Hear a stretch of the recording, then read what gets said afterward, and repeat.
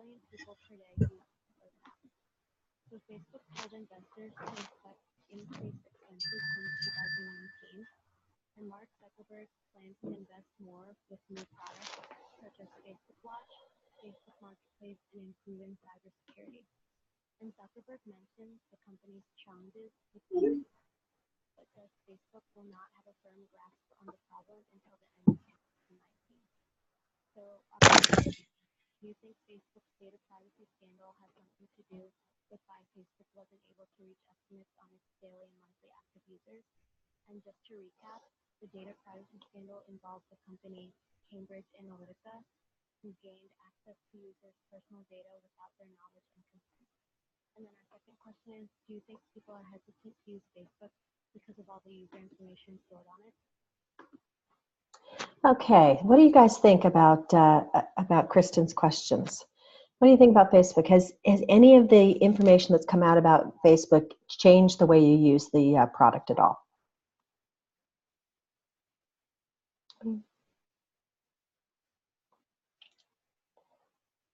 Such a compelling question. You're all dying to respond to that one. Yeah, I'll show you what Kristen had to say. Let's see if I can find her thing. Yeah, so here's Kristen's response. Hey everyone, so I'm going to provide some insight on the questions that I asked you guys in our review of the week. So to answer the first one, I do think that Facebook's data privacy scandal maybe did have something to do with why it wasn't able to reach its estimates, just because there may be a greater fear of having information taken from users without their consent and knowledge. And I feel like ever since this scandal, people are more aware of stuff like that, so they would be more inclined to avoid putting information or using websites where other people have access to their information. So I feel like it did have something to do with it. And also, to answer the second question, I do think there are people who are hesitant to use Facebook because of all the user information stored. Because I know my mom has a Facebook, but she doesn't have her real name on it. She has like some shortened, like made up name. And I know that she doesn't have like any information on like her. She doesn't have her birthday and stuff like that. Because I know like you can fill out as much information as you want, but she like, barely has anything. So I do think there are people who are hesitant to use Facebook because of that, but also I use Facebook pretty much every single day, and I do have my real name on there, on my pictures and stuff, but I use it because it's very convenient for me to communicate with my friends and family in the Philippines. So, and so far I haven't had any issues with it, so hopefully it stays that way. Okay, how many of you have changed your use of Facebook at all? So do you check your privacy settings? Do you use a name other than your full name when you set up a Facebook account? Have you reduced your usage? How has it impacted you in the last, say, 6 months with all the scandals?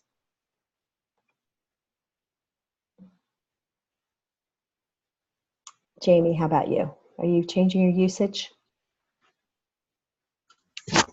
Can you hear me? Yes. Okay, so recently mine got hacked. So I went into the privacy settings, and there's this like, it gives you a code generator thing where if you sign in on another device, it'll like pop up and you have to put in that 6-digit code before it lets you get in. Oh, that's great. That's Yes. Smart. So you were hacked. Did they just create a different profile, or were they accessing your information? What were they doing? No, yeah, they were actually in my account somehow. They didn't make a new one. They just were in it directly.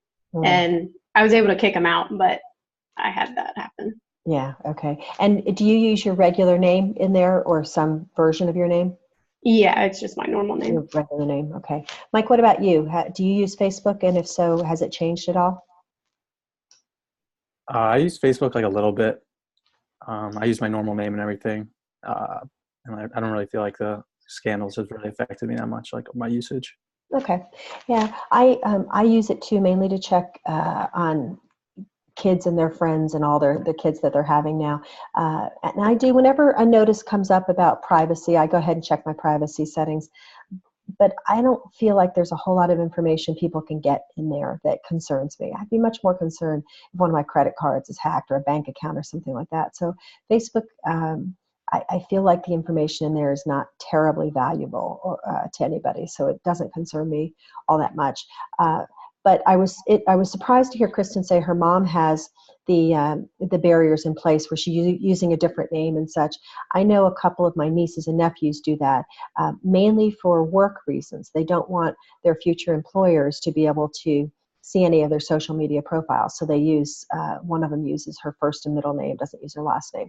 And so there's ways to sort of hide it from future employers, which to me makes sense because employers do look at your social media profile.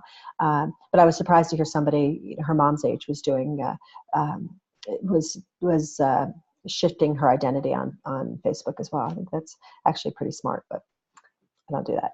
All right, let's see what her next story is. Now we're going to move into the second turn event, and it's titled Apple Raises Prices and Profits Keep Moving. So in order to maintain growth, Apple employs the strategy of charging more for their devices. So last Thursday, Apple said that iPhone revenue rose 29%, and this was due to the fact that customers paid nearly 29% more for their devices. So currently, the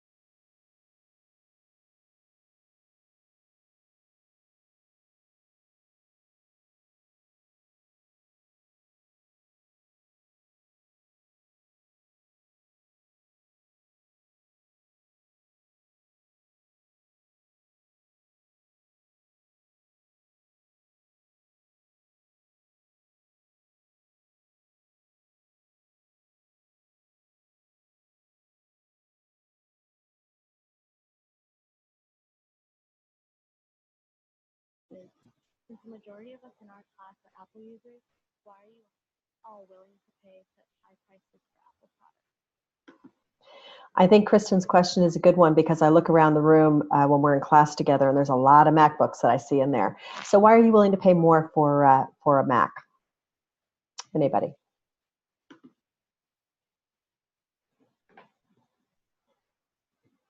All right, Lou, I can't remember. Are you an Apple user?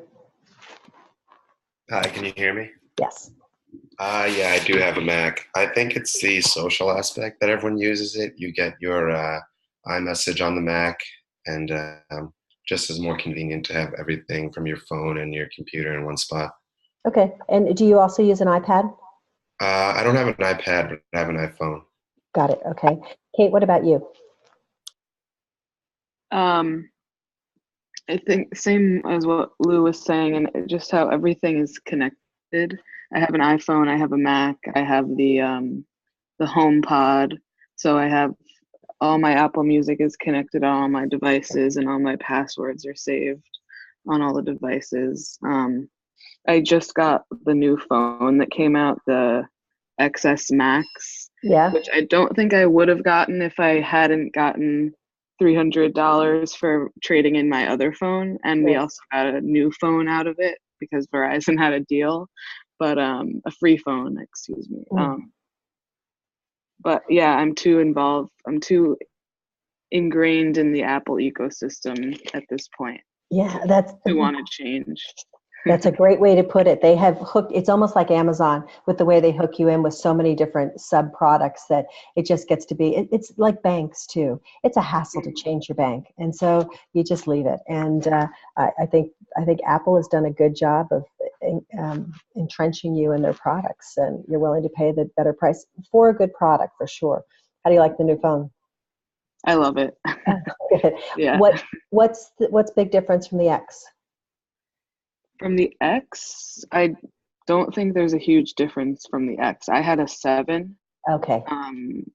I guess just the bigger screen and slightly better camera, maybe better battery life, but not too much. You're surviving without the home button? Yeah, I like it. I like the full screen. I do too. I was happy to get rid of the home button. Yeah. Julia, with Apple products, what was I going to ask you?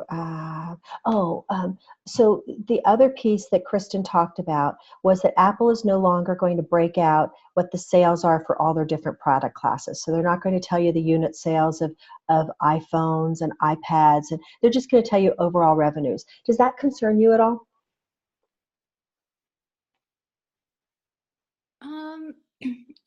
I'm not sure if it concerns me per se. It is nice to see which product lines are doing best, but overall, I think just knowing the total revenues is fine as well.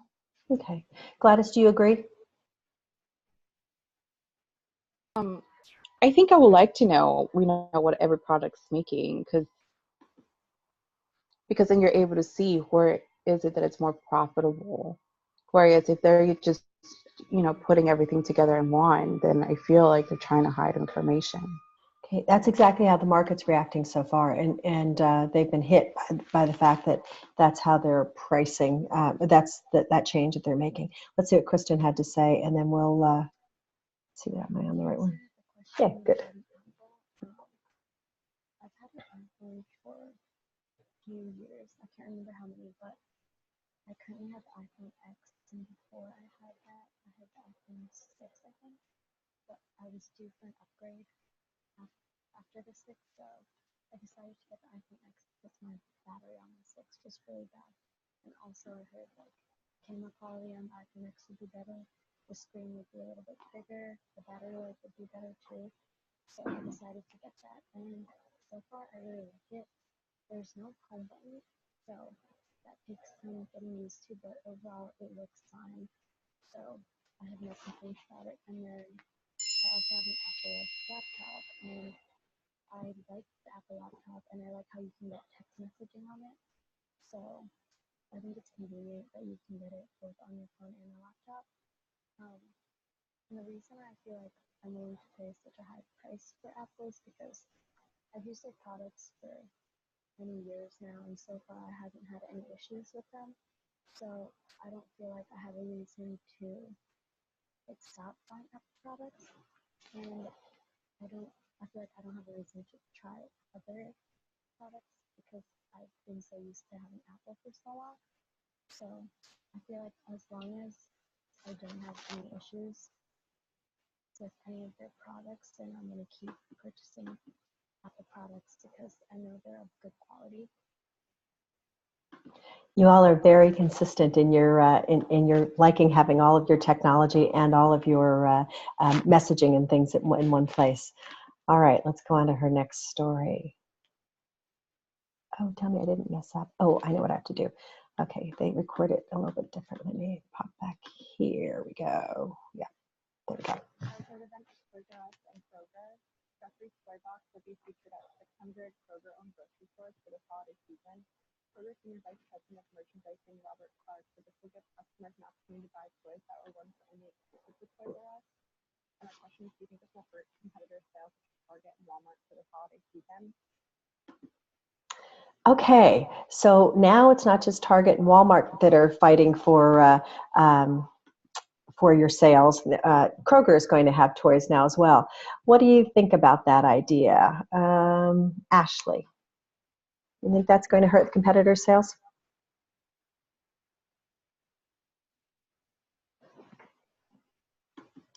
Ashley was having some trouble with mics. She may not be able to access it. Colin, what do you think?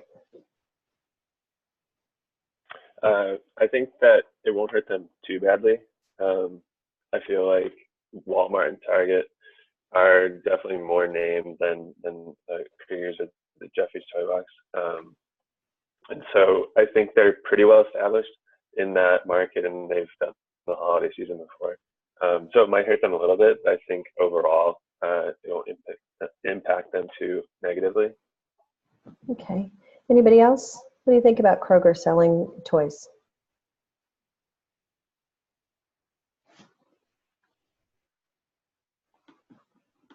don't really care, huh? Well, let's listen to them. Is anybody else having trouble hearing? Because Ashley's having trouble hearing. Anybody else having that problem? Raise your hand if you're, or speak up if you're having trouble. Okay, Ashley, I think it's on your end because I'm hearing everybody okay. Somebody else having trouble? I can hear like everyone in here all right, but like the video when they're like speaking is kind of low for me. Is it? Oh, okay. Yeah, I can't hear Kristen either. Oh, okay. Sorry, that's not good. All right, let me see if I can turn it up louder when she speaks. Thanks for letting me know. Okay, so toys. It was funny. I was in Nordstrom's the other day, and they have a whole bunch more toys than they typically do. So I think everybody's trying to capture some of that Toys R Us market. The grocery stores regularly will have some toys they bring in at Christmas time, but I think other than walking down the aisle and maybe picking up an item that you see there, I don't think it's going to have too much impact. Let's see what Kristen and Kaylin have to say. To answer one of the questions that she asked you guys, I think that Jeffrey's Toy Box could hurt competitor sales such as Target and Walmart if children are wanting toys that were once exclusive to Toys R Us, because then Target and Walmart won't be able to provide stuff like that.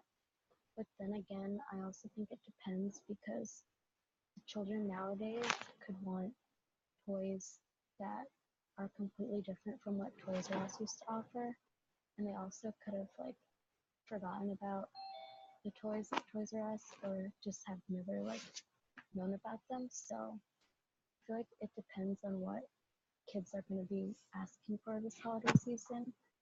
So it'll be interesting to see what happens with regards to that. And that's all I have. Okay, that was the end of Kristen's response. I turned it up as loud as I could get it. And so the question for Toys R Us was, do you think this will hurt competitor sales such as Target and Walmart this holiday season? I do believe it will hurt their sales because Toys R Us used to be a leader in the toy industry. I don't think the Jeffrey Box sales will significantly hurt these two companies long term, but I do think it'll affect their quarterly earnings, and they'll be way lower than they projected. Okay, so Kaylin definitely thinks there's going to be some impact. All right, were you able to hear her any better that time? It's about as loud as I can get it, I think. Yeah, it's a little better, I think. Okay, thanks. All right, we only have 2 more minutes of video, and then we'll be done. Bitcoin continues to lower their prices as retail interest decreases. The price dropped 55% since last December to around $6,000. However, this did not stop Bitcoin from raising a record of $330 million this year. This record is most likely due to institutional investors, which are considered large organizations such as banks and insurance companies.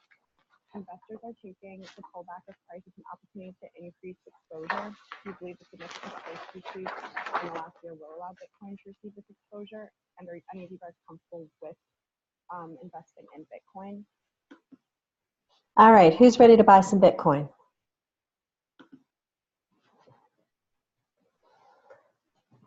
I view it as a really risky investment. If you want to play in it a little bit, okay, you can put a few $100 in there, but I think it's really risky and not regulated and subject to a whole lot of manipulation and fraud. But let's see what Kaylin has to say. Do you believe that the significant price decrease in the last year will allow Bitcoin to receive more exposure? I think Bitcoin's already received a lot of exposure, but I do think the price decrease will attract more customers who aren't institutional investors. I'm not comfortable with investing in cryptocurrency because it's intangible and the price fluctuations. Okay, and then I think Kaylin has one last story. Looking into the future, the imposing sanctions on Iran. Trump pulled the U.S. out of a multilateral agreement with Iran, which lifted sanctions in return for placing strict controls of Iran's nuclear programs. Therefore, sanctions will be reimposed on Monday, November 5th for the banking sectors. The U.S. has made it clear that in the future that it wants to cut off Iran's oil trade completely. For now, the U.S. has allowed 8 countries to maintain imports as temporary concessions to give them time to reduce imports. Long-term, the EU plans on implementing a payment mechanism, a special purpose vehicle to avoid the U.S. penalties. Do you think Iran will be able to survive these sanctions considering a large percent of Iran's oil imports are from the U.S. allies? All right, what do you think? Do you think Iran can survive these sanctions from the U.S.? Let's see. Ashley, are you able to hear yet? I did see you came back in. Yes. Good. What do you think about Iran? Honestly, I didn't even know anything about that, so Ashley, can I can't even answer that. I didn't What? either. I hadn't paid any attention to it. And when I saw this story, I thought, oh gosh, okay, I guess I should have. This is the first time I'm hearing about it. Okay. Anybody else know anything about Iran? Yeah, I was surprised at this story. I just hadn't focused on it. I think anytime anybody's having U.S. sanctions and that we're imposing any sort of constraints, we're going to see them eventually change their tactics. But yeah, I wasn't very aware of the story either. So Iran, do you think Iran can survive these sanctions considering a large percentage of Iran's oil imports are from U.S. allies? I do think Iran can survive these sanctions if the EU successfully implements the payment mechanism. If they can't, I think the international companies would rather do business in the U.S. rather than in Iran, though. Okay, and pay attention to this last story of Kaylin's. I don't know if you saw this, but I was in the Wall Street Journal, I think on Saturday, and I'll give you a little bit more detail in case you hadn't seen it. But another feature that we looked at was a new retirement plan where a group of younger workers are trying to take almost everything and spend as little as possible to retire earlier than normal. They believe by doing this, they are ducking mistakes made by previous generations. Do you think this could eventually become a new trend, or would our economy not be able to withstand the entire generation retiring this young? That's all we have. Any questions you could put in the discussion forum? okay, so Kaylin, hold on. Kaylin talks as if this is the whole generation looking to do this, and it's just a small percentage of the population. But what people are doing is they're trying to retire by the time they're 40.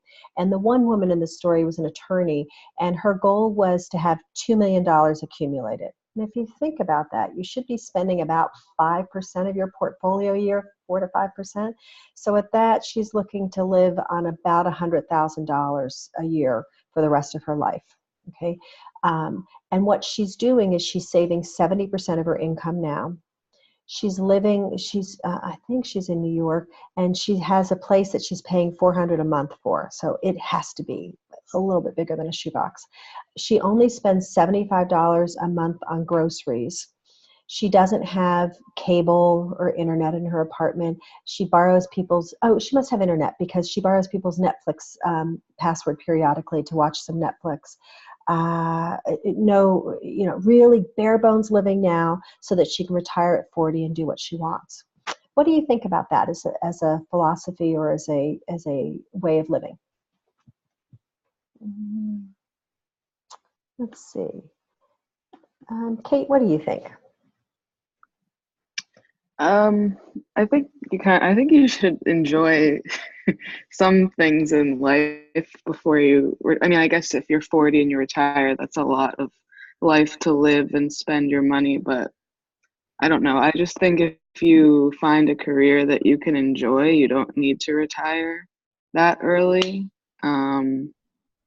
Yeah, I know $400 a month in New York. I don't know how you can enjoy your life at all. I don't get that. $75 a month for food. I don't get that. Yeah. Yeah, I know. I just think you have to enjoy life a little bit more than that. Colin, what do you think? I think kind of like as you open the question, how it's definitely like a unique case, an extreme case, not necessarily generation wide. Yeah.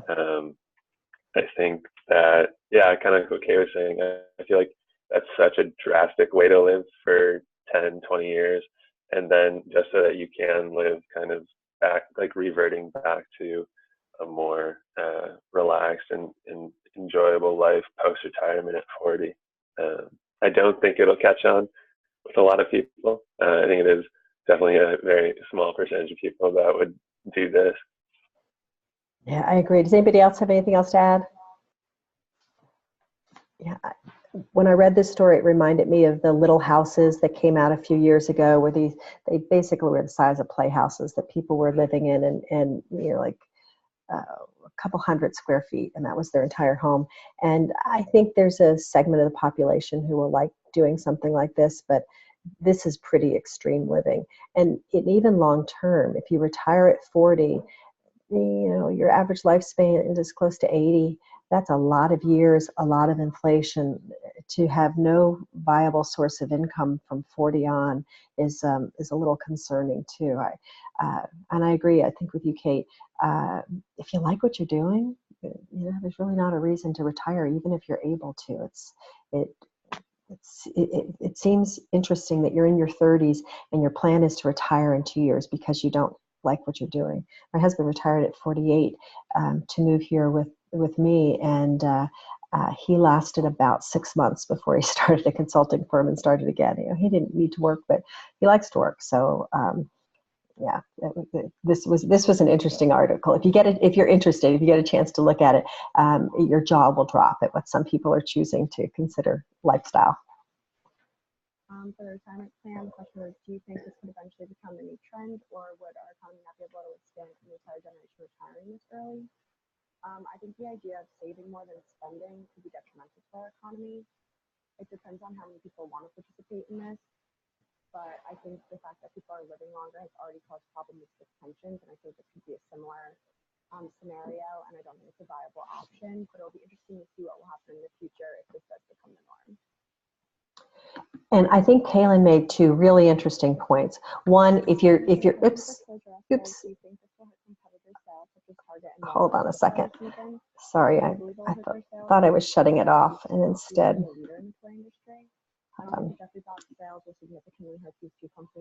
Sorry, I thought I shut it down, but instead I turned it on again. She makes two really interesting points. One, if you're saving more than you're spending, that has impact on the economy in the short term, especially if this were a large movement. A lot of people were choosing to do this. The other thing that she points out that I think is really interesting is you have to pay attention to the fact that if you're retiring at 40, you haven't had much time to pay into any kind of pension or 401k. So your additional retirement income is going to be very limited. You're not able to touch a lot of that till you're 59 and a half. So you have nearly 20 years of trying to live on just what your savings have been thus far, and that's a little bit concerning. All right, there's two articles that I wanted to show you that came out that I thought were really interesting. And this one is, I think we talked about it briefly last time, how back in the 60s, 70% of the households sat down every time it was on to watch I Love Lucy. And we don't have that kind of participation or commonality in terms of what we do any longer. Things like the highest ranked show, I think it gets a 12% share, and it's Sunday Night Football. So because there's such diversity of options for people now, we don't have as much commonality. And this graph really shows it. The difference, if you look at in 1994, right here, you see that white men without college education and college-educated women, the women are the magenta color line, were primarily Republican. But look what's happened over time. Oops. Thing off.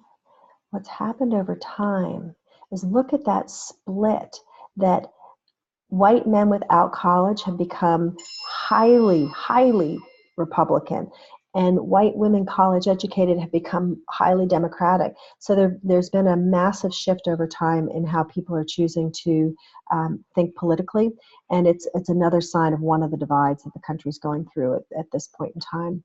The reason we care about the whole voting situation right now is it is going to make a huge difference on the economy and the stock market in areas such as the budgets. We've been doing a lot of deficit spending and building the deficit recently.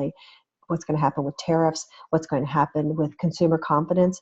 I don't know if you saw the consumer confidence numbers that came out this week, but it was the highest that it's been in 18 years. So people are feeling really good about the economy right now. I wanted to do this with you. We talk a lot about, oh gosh, is a recession coming? And this article came out and I really liked it a lot. So here it's showing you the movement in the S&P 500 from 1998 till today. And the question is, are we headed to a recession? And I want you to tell me when you think we're going to have a recession. Is it going to be between 0 and 3 months, 3 to 6 months, 6 to 12, or more than a year away? Okay, and then I'm going to show you some things with this article. This one I found really interesting, and it shifted my thinking, so we'll see if it does to you. So I'm going to call on each of you. Tell me when you think our next recession is going to happen. 0 to 3 months, 3 to 6, 6 to 12, or more than 12. Okay, Lou, what do you think? I would say probably more than 12. I think we might see more leveling off more in the current year coming up, but I don't think it's going to go to a full recession for more than a year. Good. Okay, Mike? I would probably also say more than a year. Okay, similar reasons? Yeah. Kate? I would say between 6 and 12, more toward 12 months for the same reasoning. A little farther out. Okay, Ashley? I think more than 12 as well. Same reasons. Okay, Julia? I'm leaning towards between 6 and 12 on the later side, similar to Kate.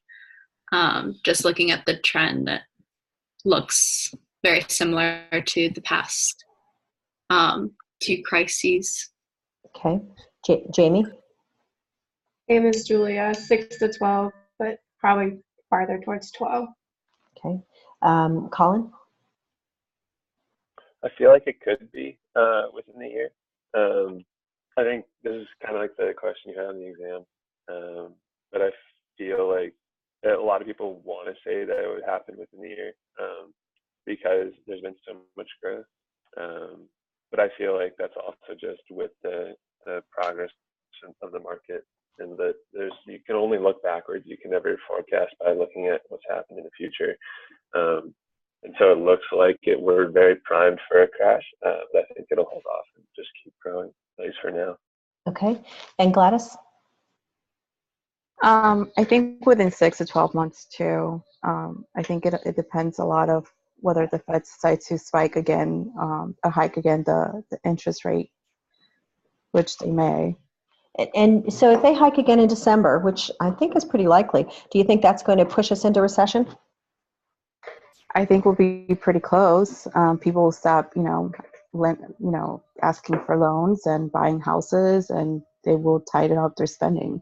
Good. And that just means we'll be right into a recession. Good. Yeah, and it looks like they're going to, and you're right. It's not going to take much more to get us into a recession, given we went down 7%, dropping another 13%. It typically assume it's a 20% drop from the peak, and you're in recession. So this market, this graph shows the S&P's been rising pretty nicely.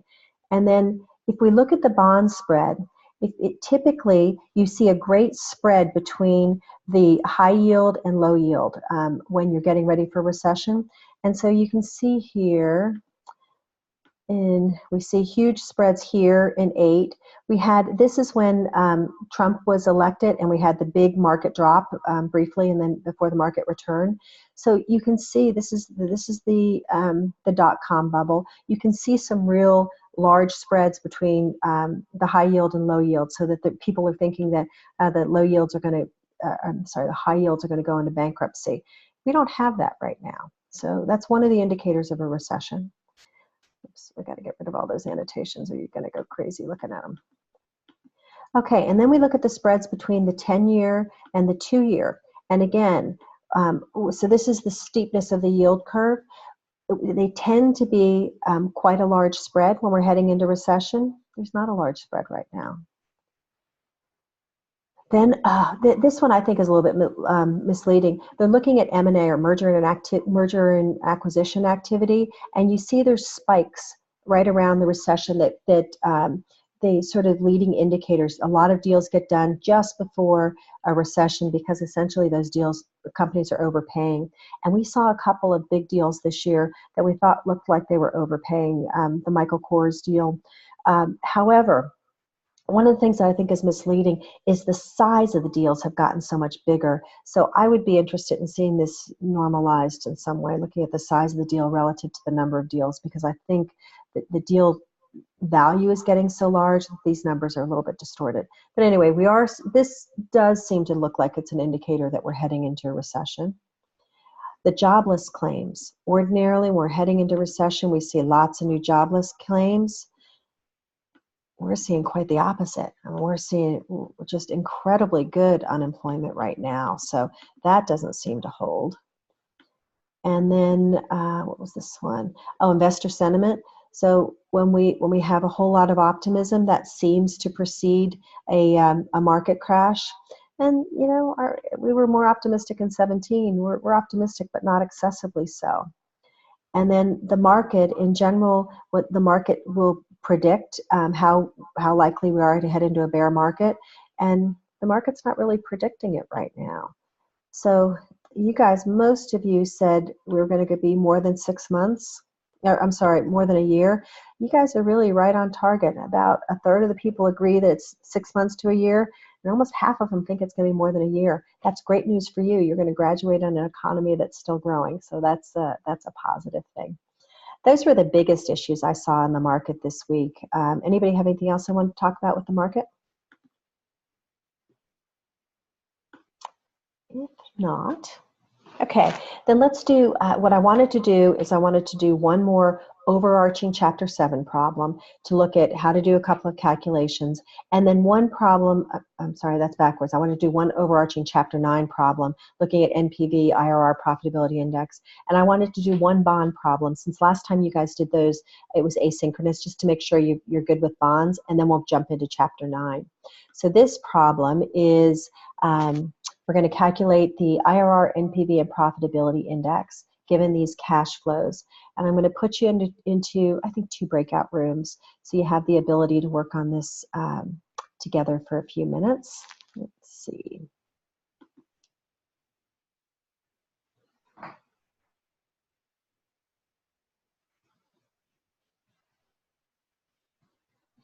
think I'm going to put you into breakout rooms. Here we go.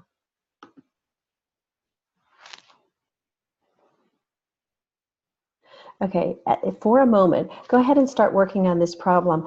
And I may exit out. I logged in on my iPad first before I logged in on my laptop, and so it's got my controls messed up. So I'm going to play with it a minute. If I disappear, I'm coming back. You keep working on this, and I'll be back in a minute, and I'll stick you in breakout rooms once I get back in.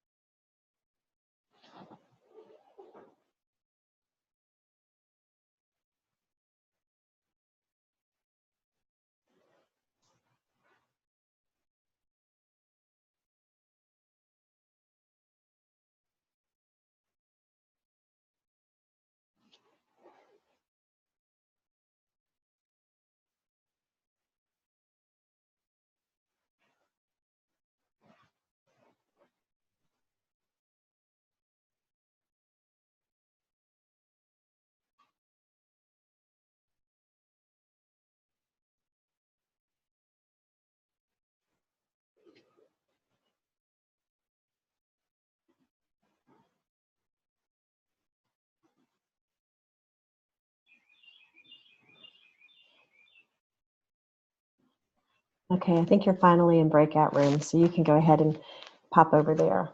Sorry for the delay.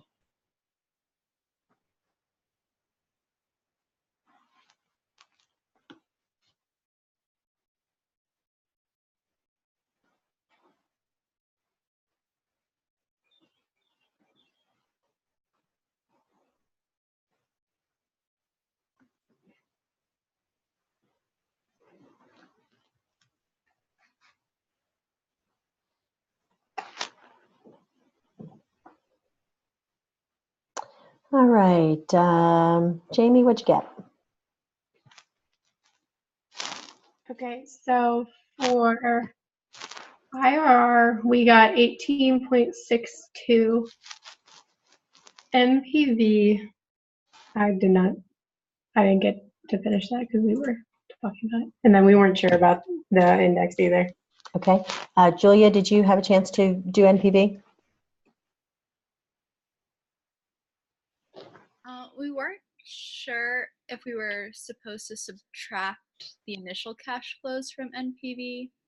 We had $315.35, but then if you subtract the $300, it'd be $15.35. Exactly right. You do subtract the 300. When I'll show you in the Excel formula, but yes, you do subtract that 300. Good. Okay, and Colin, did you guys get to the profitability index? It did. I had 1.05. Beautiful. Okay, so the NPV is 1535, IRR is 1862, and the profitability index, what you do with the profitability index is you take the NPV, you add back the initial outlay. The initial outlay was a negative number, so you're going to add it, so you get rid of that negative sign, and then divide that sum by the initial outlay. Let me go ahead and show it to you in Excel, so that you have a chance to see it that way too. Hold on, my breakout rooms are blocking my ability to get to my share button. Okay. So in Excel, I have, here's my cash flow streams, negative 380, 275, and 90. For my NPV, my formula is equals NPV, the rate, the years 1 through whatever cash flows, 1 through 4 in this case, and then you close the parentheses, and outside of the parentheses, you subtract out that initial outlay, and I come up with 1535. IRR, you use all of the cash flows from year 0 through the end of the life of the project, and then put in a guess. And then for the profitability index, you take the NPV, add to it the initial outlay, and then divide that sum by the initial outlay. So yeah, very good. Everybody good on how we did those calculations? That all makes sense? Okay, let's take a look at the next problem that I wanted you to look at. And this is just a chapter 7 problem. Well, you can see this, move some of the stuff out of the way. And it's a straight bond problem. So take a minute to write down the data on this problem, and then I'll stick you in the room so you have the opportunity to check with each other. Come on back in when you've got an answer on this one.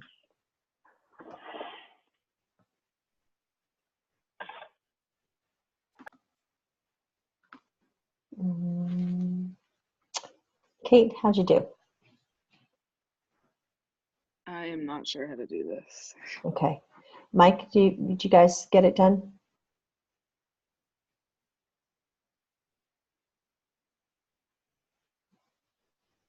I'm not hearing Mike. Okay, this is as hard as a bond problem can be because it's semi-annual. That's the only thing that can be tricky about bonds. So what do we have? We know we have a 15-year bond with coupon payment of 8%. That means it's paying out $80 every year. The bond's currently priced at $923, so if we bought the bond today, we'd pay $923.60. Bonds always have a par value of $1,000. There are exceptions, but in our class, they're always going to be $1,000. Interest is paid semi-annually. So now we know that that $80 we're getting in coupon payments a year is split into 2 payments of $40 each year. And instead of having 15 payments altogether, we're going to have 30 payments. So 2 payments per year over the course of 15 years. So we're calculating the year, or we're calculating the yield, or the IY. So if I could get this thing to move, that would be really good. Let's see. I think that finally did it. Okay, so my N is 30. It's 15 years, but I'm making semi-annual payments, so my N is 30. The future value for a bond is always $1,000. If our the present value they're telling us is $923.60, and it's a negative because we have to pay money today in order to get cash flow in the future. My payment amount is $40. It's an 8% bond, which means I get $80 or 8% of $1,000, $80 a year, or $40 every 6 months. And I'm computing the IY. When I do that, I get 4.467. That's my rate per 6 months, so I have to double it. So the calculated rate is 8.93% for this bond. Do you have any questions about how we did that one? Do you have any questions? Okay, that is the sum total of Chapter 7. Really, that problem encapsulates everything that's difficult in Chapter 7, and it's not unlike what the problems we were doing in the earlier chapters, except in this case, we have both a future value and a payment amount. They have to have the same sign, and the present value has to have the opposite sign. It's the only thing you have to remember about bonds, and then they flow pretty nicely. If we have a homework due in about 2 weeks, so if you're having trouble with Chapter 7, let me know, and I'm happy to go over another problem next week after we do Euroland, if that's helpful. Any questions before we take a quick break, and then we'll come back and jump into Chapter 10? Okay, why don't we come back at 5 after 12? We'll set up and get ready for Chapter 10 and get through that. See you guys in a few minutes.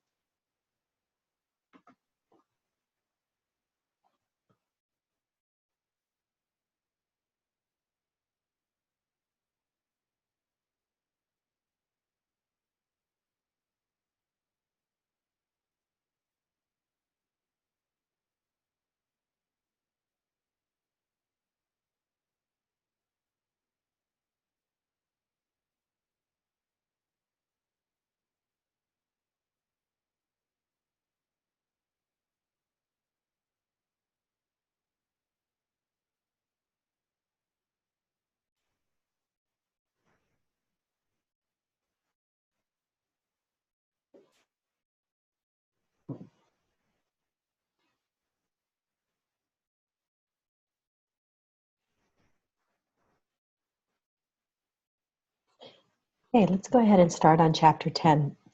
So in the problem we just did a moment ago from Chapter 9, we had a negative $300 plus 80, 75, 90, whatever those cash flows were.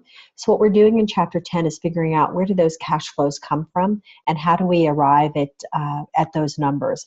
That's a critical component in making an NPV decision. So there's a couple of things that are important in this chapter that I just wanted to mention before we do a couple of problems. So first of all, whenever we're analyzing a project, should the company buy another firm? Should the company build a new warehouse? Should they invest in R&D? All of those kinds of decisions, what we want to do is look at the incremental impact on the firm if we go forward. We don't need to look at the value of this project but with the firm overall. We just need to look at the incremental change as a result of this project. And so we call it the standalone principle. We look at the project independently of the company, with a little bit of an exception. We pay attention to sunk costs. Sometimes, particularly in physical projects, earlier the company may have graded the land, and if they have to pay for that grading, regardless of whether or not they go through with the project, that's considered a sunk cost. If they did a survey to see if the project would if they could build a warehouse on this piece of land, they've got to pay for that survey regardless. So that's a sunk cost. Now, if they only graded it in order to build the warehouse there, that's a relevant cost that we would include. But you have to ask yourself the question, does the company have to pay this fee regardless of whether or not they go forward? And if the answer is yes, it's a sunk cost and it's irrelevant to the project. The lacrosse stadium, Ridley,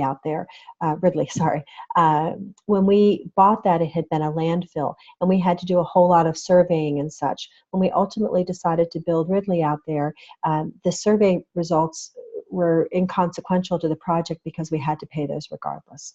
And then we have to look at opportunity costs, and this is where the relationship can sometimes come in. So let's say we have an existing warehouse, and we can either rent it out or use it to store materials for this new project. The cost that we will be giving up in rental income, that's a relevant cost, and so that's a negative flow attached to this project, and that's relevant. And then side effects are incredibly important. Oftentimes the value of creating this project is because there's synergies with our existing company. That's a side effect. Or it could be that this product mix will take away from some other products. If we look at Kaylin's story she did a few minutes ago, she was looking at Kroger bringing in Toys R Us. Well, when they do so, Kroger already has had some cheaper no-name toys in their stores. So the decision to bring to acquire the right to Toys R Us toy box in their store during the Christmas season means that some of those cheaper toys may not sell as well. So that would be that the negative impact on their existing toy lines would be relevant. For Kroger, if they're going to take out 2 rows in order to put in Jeffrey's toy box, what used to be there and how much did that stuff sell? So the fact that the revenues would be reduced by the fact that Toys R Us is taking that spot, that's relevant. You also have to look at net working capital needs. So the Kroger example is a good one. When they undertake this project, they've got to put inventory in there. So there's going to be a buildup in inventory initially. That buildup is a relevant cost. What we always assume with inventory is when we build it up at the start of the project, we recover all of that money at the end. And gosh, I'm going to have to thank Kaylin. This example is perfect. So when Kroger starts the holiday season, let's say November 1st, they buy all this inventory to sell in their store. And during the month of November and December, they keep replenishing as they run out of stock. But towards the end of December, they stop buying inventory and they just use up their existing stock. So they spent money up front to build inventory and they recovered it all by the end because they continued to sell stuff, but they didn't have to keep increasing inventory. They just sold out of their existing inventory. That's relevant. What's not relevant in these projects are financing costs. So we evaluate projects independently of how we're paying for them. And we'll see later, we figure out the financing costs in a different way later on. And then taxes are relevant. And the relevant taxes are incremental cash flow, the amount that we pay on the next dollar of cash flow. So whenever we do these problems, it's much like looking at a cash flow statement. We want to start with our cash flow from operations, and that's that standard formula, EBIT plus depreciation minus taxes. That's our operating cash flow. It gives us a good sense of a cash equivalent of how much we're generating by undertaking this project. Then we want to look at what happens to net working capital. Sometimes we have to spend more working capital up front that we recover later. Sometimes we actually are able to reduce our working capital up front, but then we have to put it back at the end. So it's the opposite signs. And sometimes there's changes in working capital every period over the life of the project, and that would be relevant too. And then the other big cost that we talk about is our fixed costs. We typically will spend money to acquire an asset up front, and then we may have some salvage value at the end. So to do these cash flow statements, we start by creating pro formas looking forward, build an income statement going forward, and calculate cash flows out of there. Sometimes we use accelerated depreciation. Anytime we did that, I would have to give you an accelerated depreciation schedule. And then sometimes there's a salvage value, and we always look at the salvage value on an after-tax basis. That just sounds so simple, doesn't it? These problems are fun, I think, once you get the hang of them, because there's just very concrete pieces to it. But you've got to do a few before they start to make sense. So let's do this first one together, and stop me at any point that anything is confusing or you want me to repeat something. And then I'll have you work on one in your small group, and then we'll talk about that one too. Okay, so we're looking to purchase a $530,000 computer order system. It's going to be depreciated straight line to zero over its 5-year life. Okay, so we're going to spend $530,000 in acquiring that asset initially, and it's going to have no value on the books at the end of its life. However, we expect we're going to be able to sell it for $50,000 at the end of the life. So according to our books, we've paid off this asset entirely, but we think we're going to sell it for scrap for $50,000. So that means we haven't paid all of our taxes on that $50,000. So we're going to have to look at the after-tax value of that salvage value. If we undertake this order system, we're going to save $186,000 before taxes each year. Now, instead of telling us the revenues minus the cost to build our pro forma statement, they just told us the revenues minus cost. They just told us what that savings amount would be. So they tried to make it simpler. I find that confuses students more than anything. So they took revenues minus cost, and they said that equals $186,000. This project also will allow us to reduce our working capital up front. So we're going to have working capital savings initially. But at the end of the life of the project, we have to put that working capital back. The tax rate's 35%, the IRR, we're going to calculate the IRR. At this point, you're going to be saying, it's not that hard, really isn't. Okay, so here's what we know. We have an initial investment of $530,000. Is that investment an inflow or an outflow, Kate?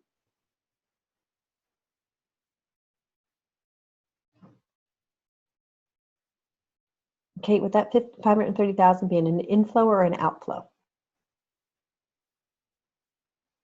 Oh, Ashley, go ahead.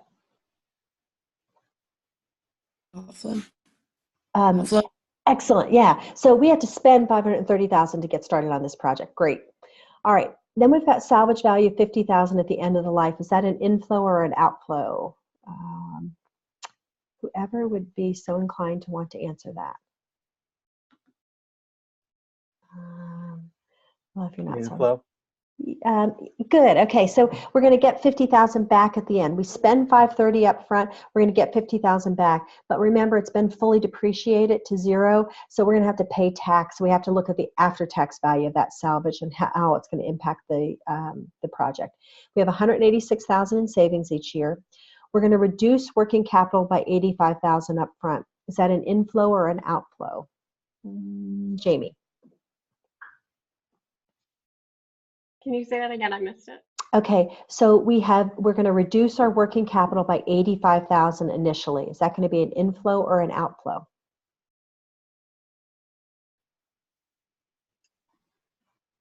An inflow?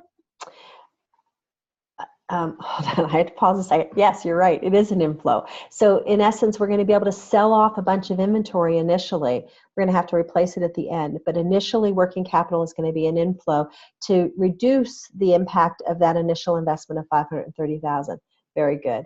And we're depreciating this straight line for 5 years. We're depreciating it straight lines for 5 years. How much is our depreciation expense going to be each year? I'm doing it quickly in my head because I didn't do that ahead of time. Yeah, what's the depreciation expense each year? Colin. It's $96,000. No, it's not. Try it again. You're just off by a tiny bit, and I think it's just a math error.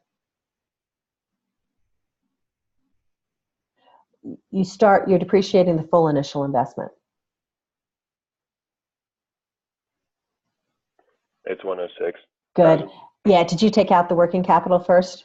I subtracted the salvage value. Oh, yeah, okay. Yeah, I'm glad you did that, because this is one of the problems that I think a lot of accounting students have with this. You do this according to accounting standards. The project tells us that it's going to be fully depreciated down to zero at the end of its life. So it's going to be 1/5 depreciation each year. We just know that at the end of the life, we're just expecting we're going to have $50,000. We're going to be able to get out of selling this project. So you depreciate the initial investment fully, and then you deal with the salvage value separately. Does that make sense, Colin? Yeah, it does. Okay, so our depreciation expense is going to be $106,000 a year, or 1/5 of the $530,000 initial investment. All right, so let's take a look. So that salvage value, according to our books, at the end of the life of a project, it's going to be worth zero, but we expect we're still going to have salvage of $50,000. So we're going to be able to sell it for $50,000, which is an inflow. But because we fully depreciate it, we have to pay tax on that inflow. The tax is going to be $17,500 because we have a 35% tax rate. So the relevant cash flow to us is the after-tax salvage value of $32,500. So for our physical asset, we spend $530,000 initially, but we get back $32,500 in the last year of the last year of this project, in year 5. Everybody good with that? Okay. All right. This is not as bad as it looks, especially this one, because it's the same dollar amount each year. So what do we have here? We're going to save $186,000 each year by undertaking this project. We have to subtract out our depreciation of $106,000. That leaves us with EBIT of $80,000. We have a tax rate of 35% to get to, oops, I just lost my annotation. Oops. We have a tax rate of 28,000 to get to my net income of 52,000. From there, the first thing, so that's my pro forma income statement. I've got to calculate my operating cash flow, which is EBIT plus depreciation, minus taxes. 80,000 plus 106,000 minus 28,000 gives us my operating cash flow of 158,000. Okay, so my operating cash flow is EBIT plus depreciation minus taxes. Everybody good on how we got to the operating cash flow? Okay, so if we think about our cash flow statement, that's the first part of the cash flow statement. Then we want to know about our cash flow from investments. We spent $530,000 initially. That's an outflow for acquiring this entry system. We have no flows in the interim years in this particular problem, but at the end of the life, we're going to recoup $32,500 after tax salvage value. Okay, for net working capital, we had the advantage of we're going to be able to save $85,000 in working capital initially. And whatever we do with working capital, we reverse out of it in the last year. We assume that the inventory hasn't depreciated in value, is still able to be sold at market value. So we were able to reduce our working capital up front so that we have to buy back all that working capital at the last year of the life of the project. And once we do that, we now can see that we have our initial outlay is the $530,000 outflow less the $85,000 inflow from working capital. So our initial cash outflow is $445,000. We have a cash inflow of $158,000 for the first 4 years. And then the last year, we have that $158,000 cash inflow plus the $32,500 salvage value minus the $85,000 that we have to pay to recover our net working capital. So our cash flow in year 5 is $105,500. Now, what questions do you have about that?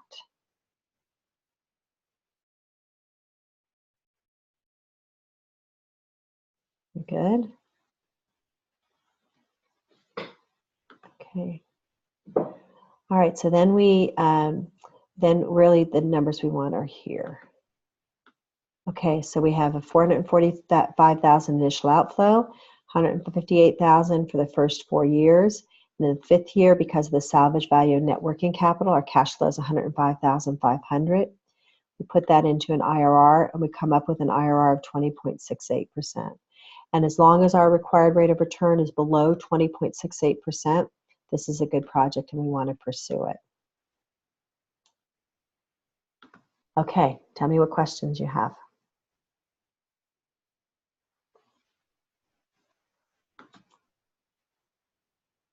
So how'd you get the 158 again? I think I missed that. Okay, let me pop back. Okay, so the last 158 is... Oh, yes, that. Okay. It's right here. So it's your EBIT, the 80,000 plus depreciation of 106,000. So that gives you 186 minus your taxes of 28,000 to get to that 158. And the 445,000 was the 530 minus 85? Exactly. And then the 105 is that year's 158. Add to it the salvage value, and then always reverse out your working capital. So you saved working capital initially, so you have to spend to replace it in the last year. Okay. That make sense? And you always do that within the last year? Yes. Yeah, and sometimes you'll see, and it makes sense if you think about a company, sales are growing, and so working capital grows each year. And so if that occurs, then you reverse out all of that working capital in the last year, so you zero it all out. So anything you additionally you've spent, you recover in the last year. Or if you were able to save additionally each year, then you're going to have to replace all of that working capital in the last year. Okay. Make sense? Okay, the only way you get any good at these is to do them.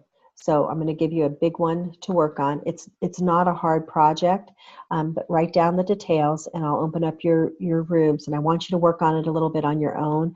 I'm going to give you some time on this one, and I'll come in and check on you at a point in time to see how you're doing. But I'm also going to stay online. So if you have a question about something, come on, pop back into the main room and ask me your question so that you don't have to sit and be stuck for a period of time. So I'll keep the headphones on in case you want to ask me anything while you're working. Your rooms are open as soon as you've got the detail written down. Have at it. And I'll see you in a few minutes.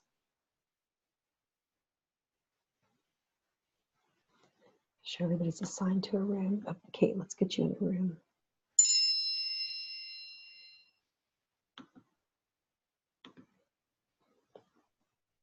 Yeah, sorry, I lost my unmute button earlier. Had to sign out. Okay, I've got you. I think you're back in room 1 now. Thanks. Sure.